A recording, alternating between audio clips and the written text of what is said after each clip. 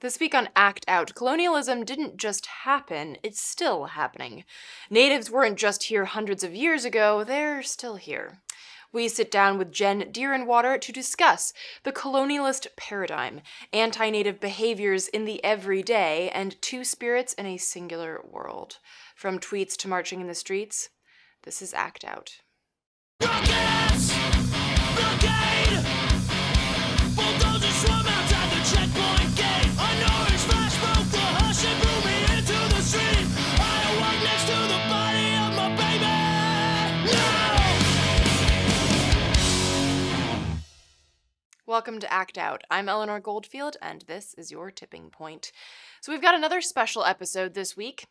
The rights and cultures of the people indigenous to the so-called United States have risen slightly on the radar of alternative media and radicals, particularly during and since the pipeline fight at Standing Rock. Ironically, though, that subtle rise only served as a solemn reminder of how much we don't consider or care about Native peoples and cultures in this country. Indeed, a lot of Americans don't even realize that natives are still here. Hundreds of tribes and thousands of people and nations that maintain sovereign governments and lands despite a steadfast colonialism. But those histories are so often just folded into our whitewashed writings of a manifest genocide, a destiny determined by white supremacy, colonization, rape, murder, and forced assimilation. But of course, there's so much more to it than the narrow lens offered by our crusades. And on this show, we've covered a lot of the work being done by Indigenous youth, elders, leaders in general, to not only combat capitalist colonialism, but to protect air, land, water, and people.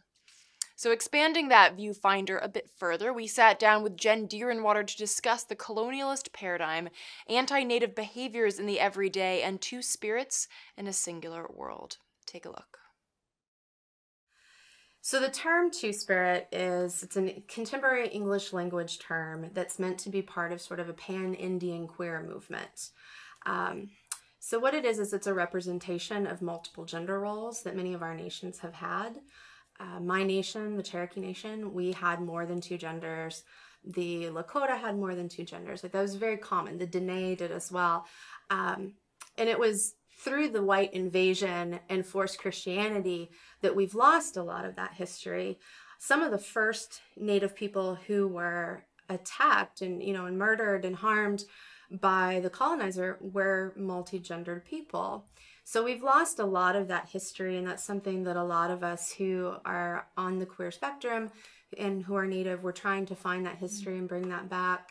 I myself feel a responsibility to speak with our queer and two-spirit elders to hear their stories, hear what they saw growing up, what their families went through. Talk about how the colonization has suppressed the two-spirit culture in Native cultures as well. So there's a lot of just, I think all oppressed people have internalized their oppression, and that's something that we have to battle, and that includes Native people dealing with internalized colonialism.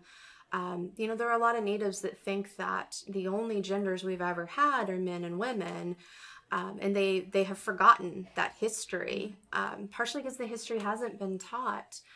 Some of as I mentioned, some of the first Natives who were being attacked and murdered were two-spirit people.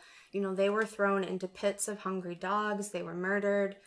We've had a lot of people who were put in boarding schools, and not everybody that went to the boarding schools was cis and straight. Mm-hmm. And so there's just a lot of that history that's been beaten out of us, much like we've lost a lot of our ceremonies and songs and dances and languages. We've also lost that history of multiple genders. And you can see that playing out both in non-Native mainstream society and in the non-Native queer community. And you see that within our own Native nations. There's just that lack of remembrance that a lot of people have. And so we now struggle as a people to find a place both in our own Native nations and within non-Native communities. And of course, that's a very powerful tool of colonization, is to amputate people from their culture, because then if there's nowhere for them to go, then they become assimilated, and like with the boarding schools. Right. So that's a really powerful and disgusting tool. Talk about the two spirits in the LGBTQ world? Are they recognized? Is there space for them? Not really. I don't want to say that we don't have non-native queer accomplices, because we do, but there's very little recognition of us. Most people have never even heard the term Two-Spirit. They in general don't even think about Native people. I recently saw a study, I can't remember, I think it was 64% of Americans don't actually believe that Natives still exist. So on any level of the work that we're doing for our rights as Indigenous people, we're constantly just having to start at this place of reminding non-Natives, like, we still exist and you're on our land. And that's true in the queer community. I mean, these pride parades and rallies and things that happen, Native people are never consulted. Two-Spirits are never included. So really, as an Indigenous person, I don't see myself being reflected in the community. But furthermore, something else that I think is really important is that as a Two-Spirit, it's not just my gender identity, it's also, it's a role. It's a sacred role that I have to play within the Indigenous communities. Like, there are certain things that Two-Spirit people did. And ceremony, taking in orphan children, negotiating with the colonizer, like, we have a lot of roles. And so my responsibility as a Two-Spirit is much different than my role as a bisexual. Right. And it's also really interesting that you say that there were specific roles that Two-Spirits had, because the way that the colonizers think of the LGBTQ community is like, oh, well, you're beneath everyone else. Mm-hmm. Whereas it sounds like the Two-Spirits were not necessarily above, but they were considered special and different in a good way, as opposed to different in this, oh, gross, you're weird in a bad way. Right. Yeah.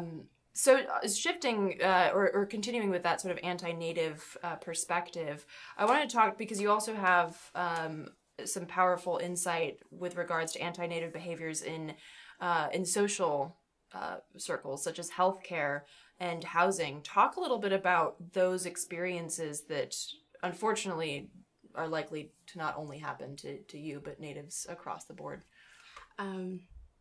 So a lot of natives, not all, but a lot of natives, whether res-based, which is reservations, they're urban, they're on allotment land, a lot of us still have to rely very heavily upon the federal government and state governments to keep us alive, which that's not something we used to have. Every nation is different, but we hunted, we fished, we gathered, we grew crops, we took care of ourselves. We were independent people working together as a community. But then as the government came in and dammed rivers, we have horrible pollution because of pipelines and uranium mining. They killed the bison. I mean, I could go on and on about the things they did, but as a result, it was an attempt to take our cultures, but also to control us. If you have a people that can't even feed themselves, then you can control them. And that's a lot of what happened. And I feel that a lot every day. I'm multiply disabled, and I rely upon the government for my health care. I rely upon them for helping me keep a roof over my head. And I think that that's terrifying in general for people who are in that position, because you never know what's going to happen with the federal budget. You don't know what's going to happen with state government. You're constantly living on edge, hoping that you don't lose your housing, you don't lose your health care or your food or whatnot. But I think it's particularly difficult for natives because this is our land, and we don't even think of land as something to own. We think of it as something to care for, but this is still our land. And here we are having to rely upon our colonizer to keep us alive when they never intended for me to be here. They meant to wipe my people out and so that we would be gone. So it's difficult, and then in terms of healthcare, so many of our native relatives have to rely upon the Indian Health Services, which is a federal run program. It's federally funded. I can't remember the exact amount, but it's $1, I think $1.52 is what's allocated to each native under IHS. There's no cultural competency in the medical system in general for us. I cannot even tell you the amount of times I've gone to doctor's appointments or gone in for procedures or for surgeries and had people say deplorable things to me. George Washington Hospital here in DC, I am repeatedly inundated with really disrespectful questions and comments about my ethnicity, my indigeneity. And so when you're having to rely upon all of these people that don't understand who you are and don't even care to understand who you are, you're just constantly being re-traumatized every day. Right. And it also seems like a further attempt to kind of like a boarding school, like to keep you, like, could you just be less indigenous? Could you just be less of who you are? Yeah. And then we'd find it easier to deal with you. Yeah. And also to that point, indigenous, the life expectancy for indigenous people in the U.S. is far below the national average for other groups. And health problems are more ubiquitous as well, and part of that is, of course, because there aren't resources Right. are not allocated, and it's kind of like, could you just Yeah. Yep. And with that, another thing I want to touch upon is because people think of colonization as something that happened a long time ago and now it's over and we're all cool. So it's sort of like this idea, like it's not gone, but it's forgotten. So talk about, like, maybe a few examples of how colonialism is perpetuated every day outside of the examples that you just give, and also how non-natives could check their colonialist behaviors rather than perpetuating them. Okay. Well, right now, one of the things, one of the issues that as a nation we're really talking about is the migrant children who are being separated from their families. But in that conversation, we're not talking about how most of those children and those people are indigenous. They're indigenous to the so-called Americas. That's not really being talked about. And it's also not being talked about, that the U.S. government has this very long history of taking Native children from our families, whether it's the boarding schools, it's incarcerating our youth, it's adopting them out to white families. Like, this is not new. What we're seeing is not new. And this is a form of colonization.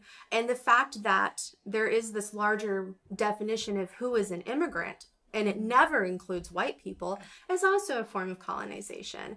Because if you are not of this land and you didn't come here on a slave ship, then you're an immigrant. And that conversation is never had. And as long as America as a nation exists upon this land, then settler colonialism will exist. And that's something that we all have to fight, including non-natives.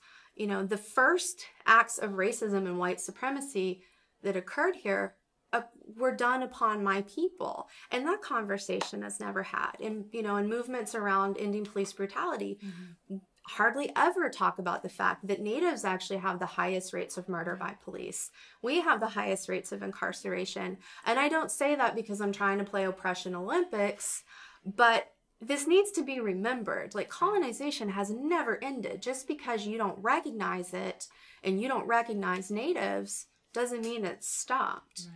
And all of these movements, regardless of what the movement is, they need to be meaningfully including indigenous people. They need to add a decolonization lens to the work they do. They need to bring indigenous people, community members, tribal leaders into these movements and do that in a meaningful way. And also remember that because we have over 500 years of this genocide, we're a little skeptical of non-natives. We're not going to necessarily jump at the chance to be a part of your movement because you invite us in. We need to know that you're going to be there for us on an ongoing basis. I saw a lot of that with Standing Rock, where non-natives, particularly white people, were so gung-ho to go out to the res, but they didn't really do anything. A lot of them didn't really contribute to the cause. And in their minds, DAPL's done. And so they've moved on to the next issue and have left behind the indigenous communities. I think that's an interesting point too, because I in a couple of trainings that I've done recently, I've brought up talking to fellow white folks. I've said things like, don't take it personally if a person of color, indigenous, what have you, seems standoffish towards you. This isn't like a personal prejudice. It's a mode of survival. Right. And it's a mode of survival that's been passed down, just like the trauma that has perpetuated this mode of survival. So instead of taking it personally, like, well, that person's rude, think of it as that historical mode of survival. And with that, it's also like we need to remember the history of infiltrators, both historically and present. You know, even amongst Native people, we can be very skeptical with one another just because of the history that we've had with our own people sometimes being turned against us, like by the FBI or such. So that's another issue. We have to always be aware of that. Like, is this person really coming to us in what we call a good way? But also, you know, is this somebody who could flip on us? Yeah. You know, if the FBI, DOJ, any of those people came in and started threatening them, like, is this person going to flip? Or are they going to stand strong and stay with the movement and stay with the people? So even amongst our own, we have that issue of distrust. In terms of organizing, how do you feel is the best way to avoid tokenizing Native voices and not just, you know, bringing them in for like the, you know, the Instagram shot or what have you? What do you feel are some really good ways to really incorporate that decolonization lens into organizing? Well, like I said, you know, you have to add that lens and you have to bring us in meaningfully. You know, I have definitely felt tokenized in some movement work that I have done, particularly when the DAPL fight was really in the minds of non-natives. You know, I felt like as a journalist, I was being asked to write all these articles about Indigenous issues, which of course, that's part of what I write about and I care about that. And I'm thankful for when I get published. But where are all those editors and publishers now? You know, I'm not getting the same invitations to write articles. It's the same thing with organizing work. I have definitely been brought into organizations where I felt like, oh, they care about Indigenous people. But then when I would try to talk to them about their own non-native behaviors, then I was just kind of thrown to the wayside. So it's not enough to just bring us in when there's like a hot topic. Like you need to have us there at all times. And you need to be recognizing our history. You need to learn our history. And you also need to learn that there isn't just one Native story. There are thousands of Native stories because we have so many nations and we're not a racial group. We are sovereign people. Like I am a citizen of both the United States and of the Cherokee Nation of Oklahoma. And that is left out of a lot of movement work. Even just the recognition that you're organizing on Indigenous land is left out. So we need to be brought in, and it's not just enough to bring us to the table and have us at the table doing the organizing work, have giving input and such. If people aren't really interested in decolonization and giving up their privilege as settlers, you know, that's really important, is remembering that regardless of what brought you to the U.S., you are still on Indigenous land. And you have to recognize that, and you have to respect that, and you have to respect what we've been through, what we're going through, and what we're still facing going forward.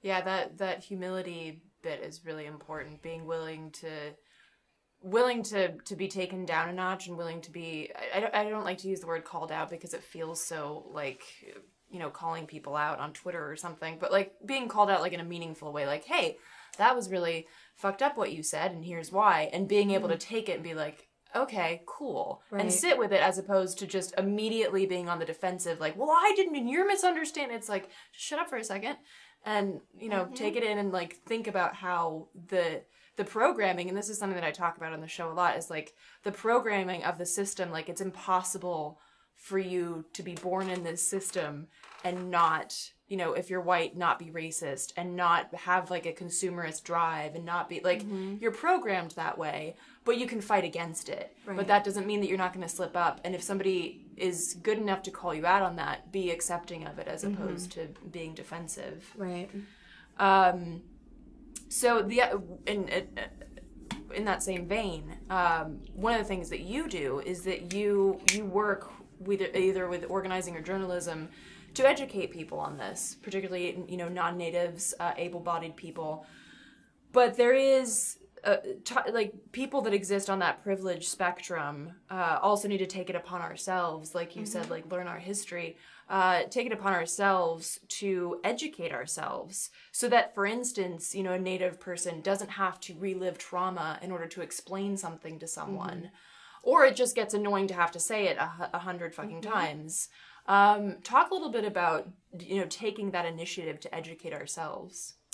I think it's really important, particularly on, for Indigenous people to, non-natives to educate themselves, because you don't learn anything in the school system here. Yeah. You don't. Maybe you get this half-assed story of what happened to some of our people, and, it's only up to maybe the mid-1800s, which no wonder people don't think we exist. They think we were all killed off.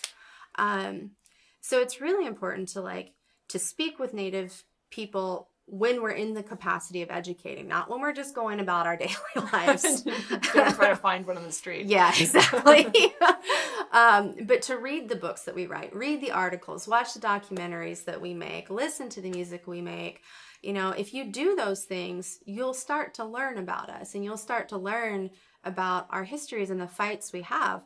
I feel like in my writing, I spend so much time doing Native 101 that I feel like I very rarely get to write about what I really want to write about. Right.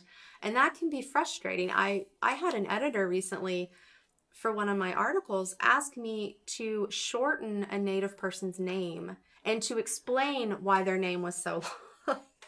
It's like, my goodness, I have to educate non-natives just on what our names are. Which of course wouldn't be a question that they would ask someone from Europe with a really long name. Right. Exactly. Yeah. So with that, do you have examples of where people might be able to get started on that Native 101 so that that other natives don't have to be the ones to do it?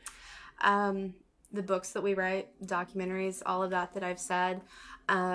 I am working on, under Crushing Colonialism, the organization that I've founded, I'm actually working to do sort of a Native glossary of different terms, different policies, court cases, things of that nature, just to try to get people educated on that and to make my own writing a little easier so I don't have to repeatedly explain things.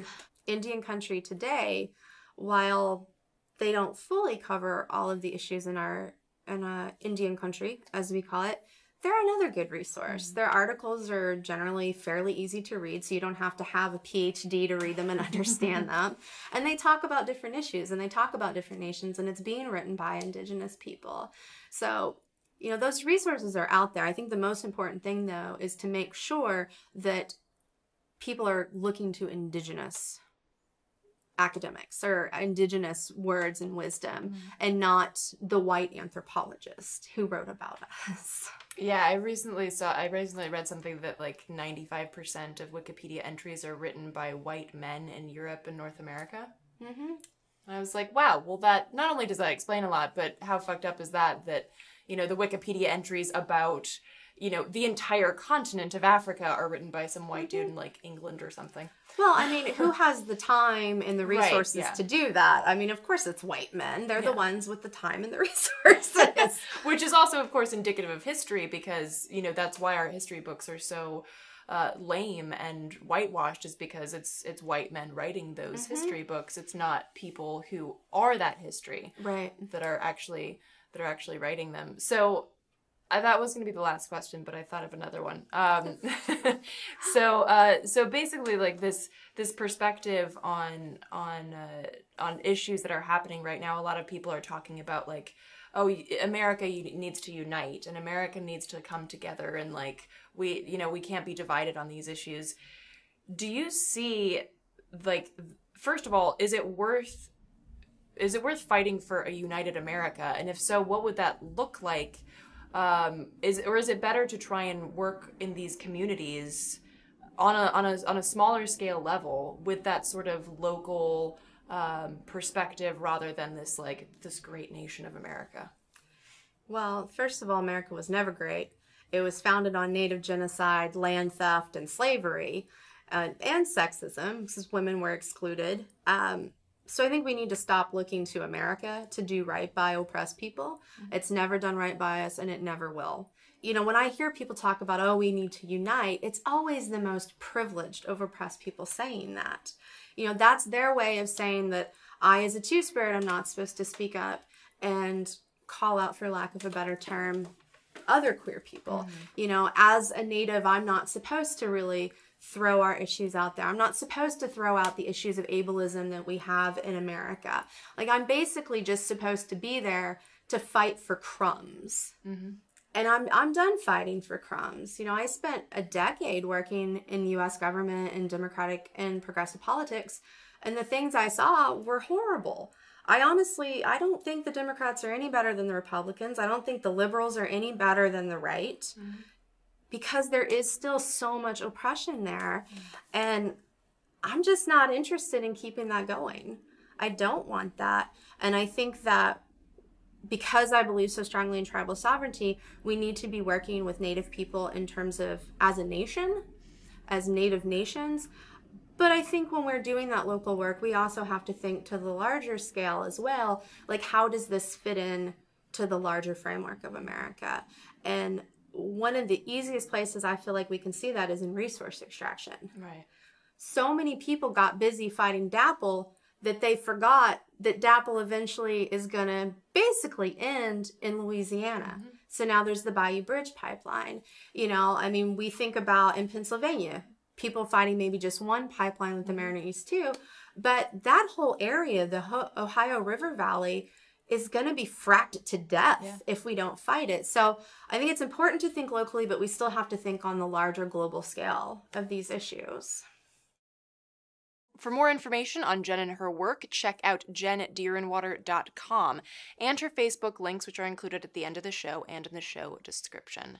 And that will do it for this week's Dose of Dissent. Thank you so much for watching. Please spread and share this with all of your friends, foes, and people that you don't know. Again, as I just mentioned, check out that last slide and the show description to find sites that I mentioned in this week's show. And for interim updates, as well as posted videos, articles, and images, visit us on social media. And to those who have donated to keep us acting out, thank you so much. Please do keep spreading the word in order to ensure our ability to keep acting out.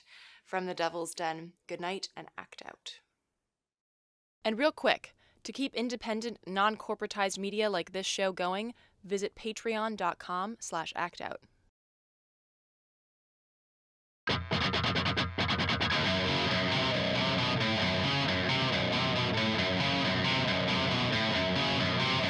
can hear the boots are stomping. Come on, boys, let's get some rocks to throw. I can't stand to hear my father cry anymore. Sometimes we left one of you motherfuckers dead in the road. We've been begging up inch by inch. We got